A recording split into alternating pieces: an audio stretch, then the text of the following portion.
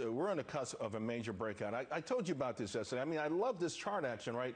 So again, we're talking about the 50 and 200-day moving average are well above that. This is your key, at least in my mind, 4,600 on the S&P.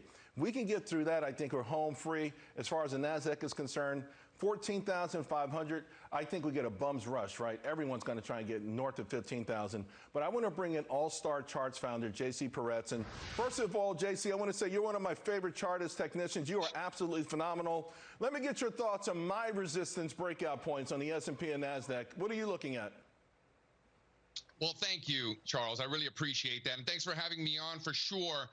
You know, listen, sentiment was so bearish going into February and into March. Like, these are some of the most pessimistic sentiment readings that we have seen since 2016, Charles. So worse than during the virus, right? When we were staring into the abyss. Sentiment was worse than it was then. So, you know, when financial advisors, when individual investors are prepared for a crash, Charles, is that usually when we see a crash or right. Not so much? Right. What about the breakout, though? Can we break out now and start to bring some of that money off the sideline? Because we know sentiment changes, we know price changes sentiment.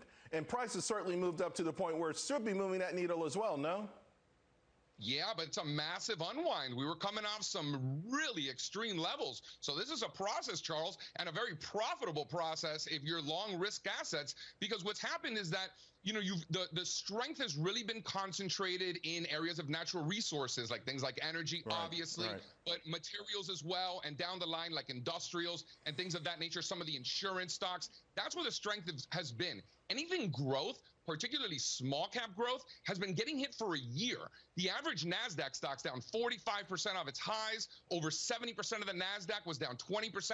Almost half the NASDAQ, Charles, got cut in half. That's how bad things have been in growth. Right. So if you get rotation, which that is certainly what we're seeing, into those growth areas, particularly small cap growth, what's left to drag this market down? We're going a lot higher. Yield curve inversion or no inversion?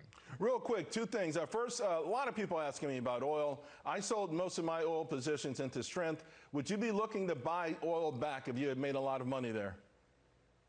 Yeah, I mean, for us, it's more so the oil and gas companies, the explorers and the producers, right? These things are like Transocean is like a $2 billion company. Like, these used to be $150 billion companies. You know, Charles, you and I, you know, we're old enough to remember prior cycles where these energy monsters were huge market caps. Kids these days don't know about oil and gas stocks and coal. Yeah. Remember the old days? Like, these are huge companies. And to your point, the energy sector was 16% of the S&P just back a few years ago. Now it's less than 4%. What do you like here? Give me a couple of ideas that you see breaking out, you know, some of your key chart formations.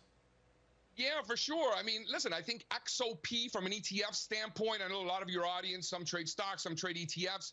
If you're interested in the ETFs, XOP, you know, any pullbacks there above 130, we want to be long. I would encourage you to go look at the components of XOP. I think you're going to find some interesting ideas there. From a metals, I like Freeport-McMoRan, you know, similar theme, base metals, emerging markets, Latin America.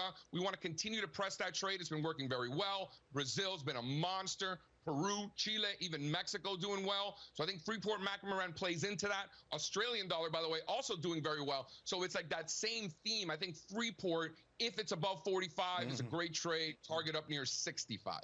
JC, thank you so much. You lived up to all the hype. We appreciate it. Haha, you're too kind, Charles. All right, talk to you soon.